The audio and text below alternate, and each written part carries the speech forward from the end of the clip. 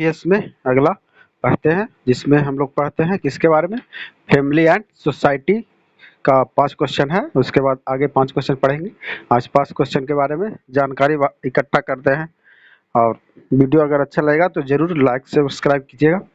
इसमें पहला क्वेश्चन क्या है, भोजन पाठ पर चर्चा करते हुए गुरप्रीत विद्यार्थी से प्रश्न करती है कि अपने परिवार में सबसे बाद में भोजन कौन करता है, सब्जी कौन खरीदता है और आपके परिवार में खाना कौन बनाता है।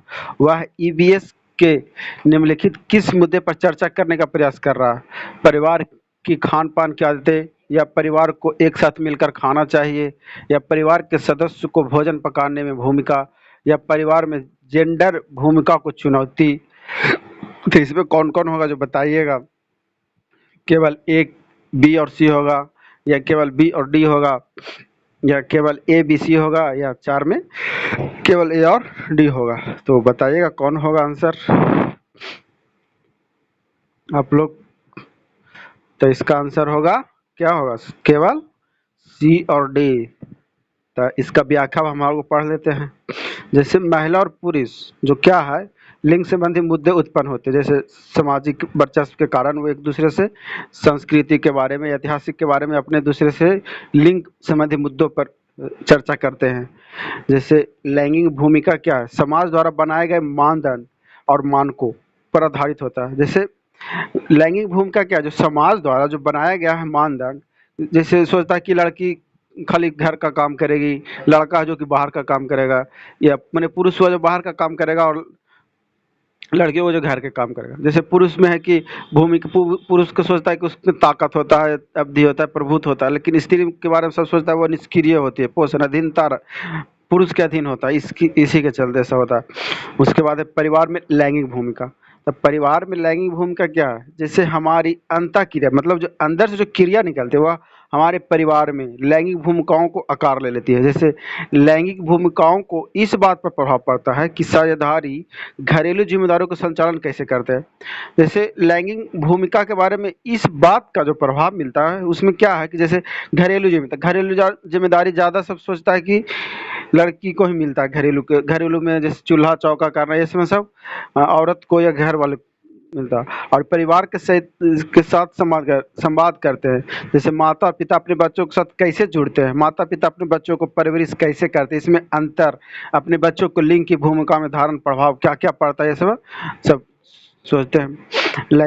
लैंगिक भूमिका समाजीकरण एक ऐसी प्रक्रिया है जिसके द्वारा माता पिता देखभाल करने वाले अपने बच्चों के लैंगिक भूमिकाओं को ज्ञान को ढालते हैं। जैसे लैंगिक भूमिका क्या है, समाजीकरण का एक ऐसी प्रक्रिया है जिसके द्वारा माता पिता क्या करते हैं, माता पिता अपने बच्चों को देखभाल करते हैं, देखभाल कर उसके रूप में बच्चों को ढालते हैं कि समाज में बच्चा कैसे चले आगे बढ़े, इसमें ढालते रहते हैं। उससे उससे क्या होता है, वो बच्चों में पारिवारिक समझ आती है, और संस्कृति के बारे में या संरचना या सामाजिक स्थिति कैसी है उसमें बच्चों के आयु सीमा के आधार पर अलग अलग तरीके से सब प्रभावित होते रहता है। जैसे कक्षा में लैंगिक मुद्दे भूमिकाओं पर चर्चा करके बच्चे लैंगिक पूर्वाग्रह और लैंगिक समानता के बारे में ज्ञान का निर्माण करेंगे। जैसे कक्षा में पहुंचा, अब उसमें लैंगिक भूमिकाओं के बारे में चर्चा हो रहा है, तो लैंगिक में पूर्वाग्रह होता है। जैसे अब कक्षा में गया तो सब सोचता है कि औरत है जो घर का काम और बाहर का काम करेगी, इसमें पूर्वाग्रह में ही इसमें सब आता है।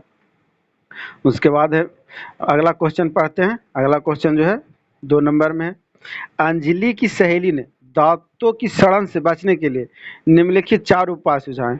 तो क्या ए में क्या, अपने दांत को दिन में 2 बार ब्रश करना, बी में दंत बल्क क्षय से बचने के लिए ब्रेसेज पहनना, 2 सी में क्या, मिठाई चॉकलेट और कार्बोनेट पेय से बचना, और डी में हर भोजन के पश्चात मुंह की सफाई करना।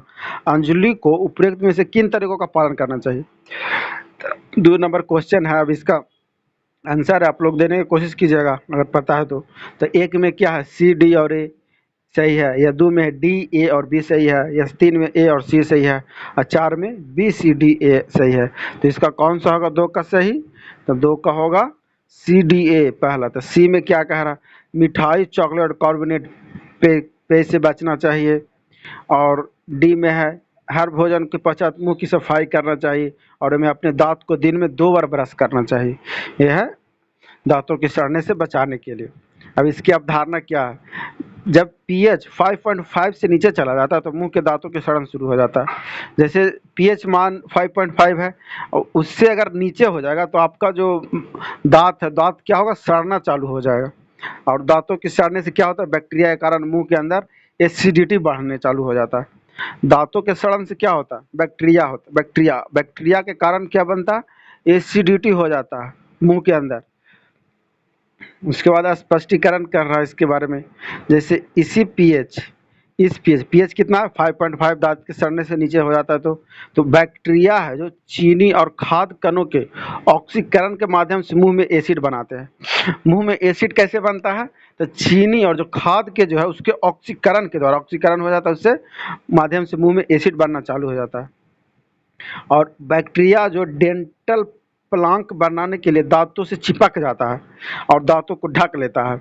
तो बैक्टीरिया है जो डेंटल प्लांट बनाता है, उससे क्या होता है, दांतों में चिपक जाएगा और दांत को ढक लेगा। इससे क्या होगा, एसिड क्या होता है, उससे बेअसर हो जाता है और दांत को परत तक नहीं पहुंचने देता है। इसीलिए दांतों को सड़ने से बचाने के लिए मुंह में बैक्टीरिया के भार को कम करना बुनियादी कदम है। इसीलिए क्या कहता है, ब्रश करने से दांत में चिपचिपा बैक्टीरिया खत्म हो जाती है और बैक्टीरिया का विकास कम हो जाता है, इसीलिए सड़ना बंद हो जाता है दांत से टूथपेस्ट करने से। अब साथ ही टूथपेस्ट की मूल प्रकृति क्या, मुंह में एसिड को बेअसर कर देता है और इससे दांत को सड़ने से रोकती है। और दांत को साफ करने के लिए कौन सा, बेकिंग सोडा या सोडियम हाइड्रोजन कार्बोनेट का भी उपयोग किया जाता है, क्योंकि यह क्षारीय प्रकृति का होता है। तो दांत को साफ करने के लिए क्या क्या लाया जाता है उपयोग में, बेकिंग सोडा और सोडियम हाइड्रोजन कार्बोनेट का प्रयोग किया जाता है, जो ये दोनों क्या होता है, क्षारीय प्रकृति का होता है। अब उसका इम्पोर्टेंट पॉइंट क्या क्या है कुछ देख लेते हैं। जैसे अपने दांत को दिन में 2 बार ब्रश करना चाहिए। अपने दांत को दिन में 2 ब्रश करना चाहिए, सही है गलत, तो यह है सही होना चाहिए। और दंत वल्क क्षय से बचने के लिए, मतलब दंत वल्क क्षय से बचने के लिए ब्रेसेज पहनना चाहिए। क्या, ये गलत है, क्योंकि ब्रेसेज दांत की संरचना को फिर से आकार में देने में मदद करता है और क्षय को रोकने के लिए नहीं। मिठाई, चॉकलेट और कार्बोनेट पेय से बचना चाहिए, हाँ सही है। और हर भोजन के पश्चात मुंह की सफाई करना चाहिए, तो ये क्या कह रहा, ये इंपॉर्टेंट पॉइंट है, हाँ सही है। उसके बाद है की पॉइंट में भी देख लेते हैं क्या क्या है। जैसे मुंह के वातावरण के लिए एक स्वास्थ्य पीएच लगभग कितना होता है, उदासीन क्या होता है, मुंह के वातावरण का जो कि स्वस्थ पीएच मान कितना होता है, उदासीन होता है, कितना, 6.8 होता है पीएच मान। दांत का क्षय मुख्य रूप से किसके कारण होता है, एसिड के कारण होता है। जैसे बाहरी स्रोत से ग्रहण करते हैं, जैसे सोडा, खट्टा फल, पेय पदार्थ, इसमें से बचाता है एसिड के कारण। दंत बल्क क्या, दंत बल्क में क्या, 96% खनिजों से बना होता है। जो दांत का जो बल्क बना होता है उसके आसपास जो रहता है वो कितना, 96% खनिज से बना था। और मुख्य रूप से क्या है, हाइड्रोसी पैसाइट एसिड्स। 4% दंत बल्क मुख्य रूप से पानी और जैविक सामग्री के रूप से बनते हैं। उसके बाद हम लोग अगला क्वेश्चन पढ़ते हैं। अगला में क्या है, आर्यनाथ सपेरा है जो अपने बीन नाम के बाह्य यंत्र को बजाता है तो सांप अपना सिर उनकी आवाज की ओर घुमाता है। सांप संगीत बाध्य यंत्र बीन की आवाज पर प्रतिक्रिया करता है, क्योंकि वो सांप प्रतिक्रिया करता है तो क्या, बीन की धुन मनोहर होती है, या सांप बीन द्वारा उत्पन्न ध्वनि को सीधे अपने बाहरी कानों से सुनता है, या सांप की आंखें बीन की गति का पालन नहीं करती, या चौथा में बीन द्वारा उत्पादित कंपन भूतल के माध्यम से संप्रेषित होता है। तो इसका कौन सा आंसर होगा, ऑप्शन कमेंट करने की कोशिश कीजिएगा। इसका होगा कौन सा, 3 का होगा 4 नंबर। 4 में क्या है, बीन द्वारा उत्पादित कंपन भूतल के माध्यम से प्रेषित करता है। उसके बाद इसका व्याख्या हम लोग देखते हैं। व्याख्या में क्या है, जब सांप सपेरे के संगीत को नहीं सुन पाता, क्योंकि सांप के पास तो कान होता नहीं है, वो अंदर की तरह कान होता है, तो यंत्र द्वारा उत्पन्न कंपन को महसूस करके सांप क्या होता है, उसका प्रतिक्रिया देता है। और उसके पास बाह्य कान होता ही नहीं है, अंदर की ओर कान होता है, और वह केवल भूतल मतलब जमीन पर जो कंपन महसूस करता है उसी के द्वारा वह प्रतिक्रिया देना चालू हो जाता है।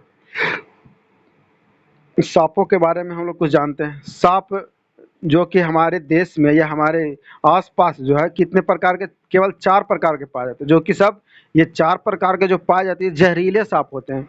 4 प्रकार के जो सांप होते हैं वो जहरीले सांप होते हैं। वो कौन कौन जहरीले सांप है? तो एक कोबरा है, कॉमन क्रेट है, रसेल वाइपर, दुबैया है और सा स्केल्ड वाइपर, जो जिसको अफाई नाम से जाना था। ये सब क्या है? जहरीले सांप के अंतर्गत आते हैं। और सांप में क्या है? 2 खोखले दांत हो जो कि नुकीले होते हैं।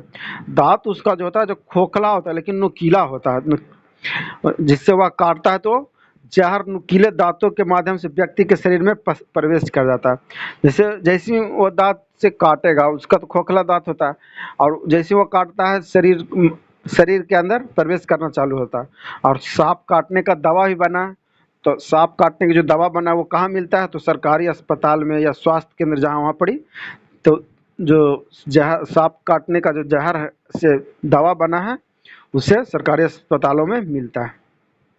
अब आगे अगला क्वेश्चन पढ़ लेते हैं। रीता अपने नौकरी वाले माता पिता, छोटे भाई, दादा दादी, चाचा व उनके परिवार के साथ रहते हैं। इस प्रकार की परिवार व्यवस्था को क्या कहते हैं? तो रीता है जो अपने नौकरी वाले, तो उसके माता पिता है, नौकरी वाले माता पिता हैं, छोटा भाई है, साथ में दादा दादी हैं, चाचा भी हैं, तो वह उनके परिवार के साथ रहता है। तो इस प्रकार के परिवार की व्यवस्था को क्या कहा जाता है? तो ऑप्शन देख लेते हैं क्या क्या कहता है। जो एक में क्या? मातृवंश परिवार, जिसमें रीता की माता मुखिया है। दूसरा में पितृवंश परिवार, जिसमें रीता के पिता मुखिया हैं। या तीसरा एकल परिवार, जिसमें उसके माता पिता दोनों काम करते हैं। या चौथा है संयुक्त परिवार, जिसमें परिवार के सभी सदस्य एक साथ रहते हैं। तो 4 नंबर के क्या है? तो 4 नंबर का आंसर आप लोग को पता होगा तो कमेंट कीजिएगा। तो इसका होगा 4। तो संयुक्त परिवार के साथ एक सदस्य के रूप में रहता हूँ। तो संयुक्त परिवार में क्या क्या होता है? सबका परिवार में एक संयुक्त परिवार होता है, एक एकल परिवार होता है, एक एक एकल अभिभावक परिवार होता है, एक विस्तारित परिवार होता है। तो इसमें संयुक्त परिवार में जैसे हो गया माता पिता, चाचा चाची, दादा दादी, ये इसमें संयुक्त परिवार में आएंगे। एकल परिवार में आएंगे माता पिता और बस भाई बहन, एकल परिवार में आएंगे। एकल अभिभावक परिवार में जैसे खाली एक जैसे माता है तो माता बच्चे इसमें हो गए, तो एकल अभिभावक परिवार में आएंगे। तो एकल परिवार में होने वाली सूची नीचे दी गई है। जैसे एकल परिवार में लोग एक साथ रहते हैं, एक परिवार में लोग एक साथ रहते हैं। अब परिवार के साथ क्या करते हैं? एक दूसरे के साथ प्यार करते हैं, प्रेम ख्याल रखते हैं एक दूसरे का। वे एक साथ खाना बनाते हैं, खाते हैं, पीते हैं, साथ में रहते हैं। या पूरा परिवार टीवी देखते हैं, खेलते हैं, या साथ बाहर घूमने जाते हैं।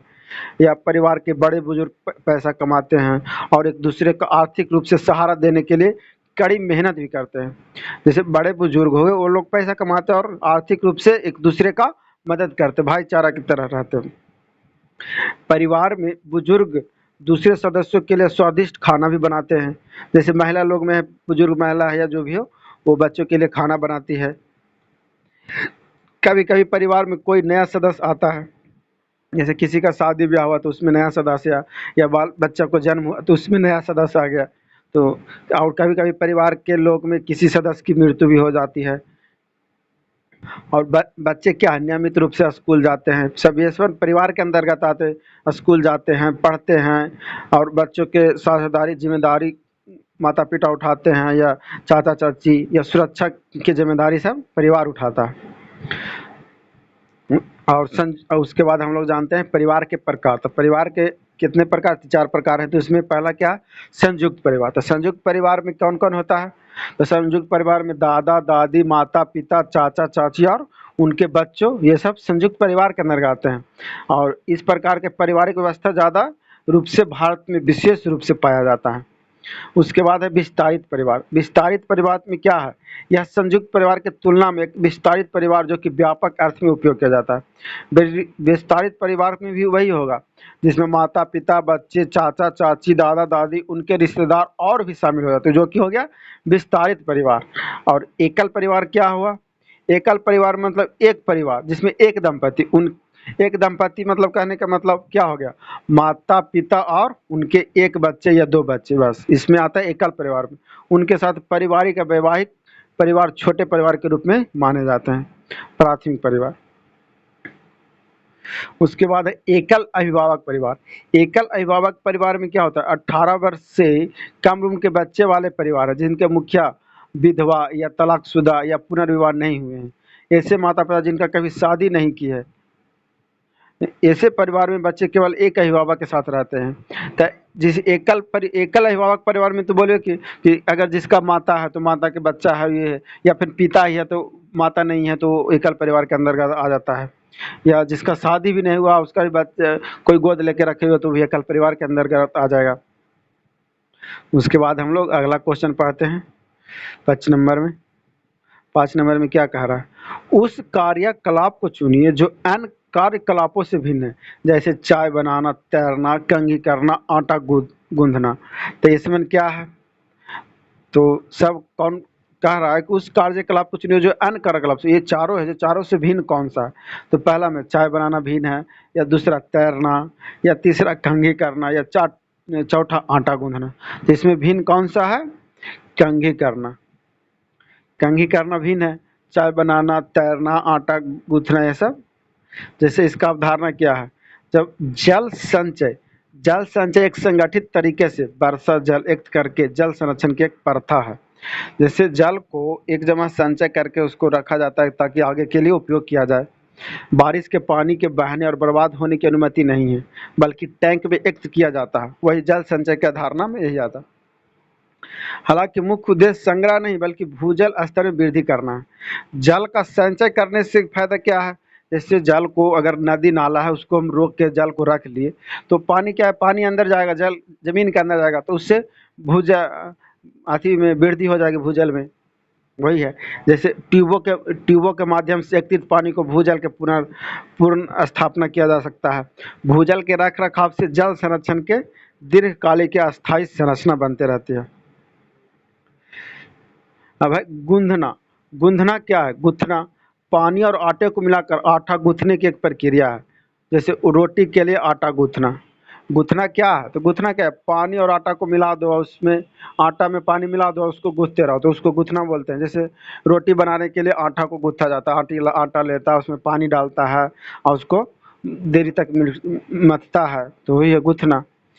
इसका की पॉइंट क्या है, गूंथने के लिए, गूंथना के लिए पानी की आवश्यकता होती है, तैरने के लिए भी पानी की आवश्यकता होती है, और चाय तैयार करने के लिए भी पानी की आवश्यकता होती है, जिसमें ये होता। तो ये सब तीनों एक तरह से आता, और जो बालों में कंघी करते समय पानी की ज़रूरत नहीं होती है, इसीलिए अलग पॉइंट है।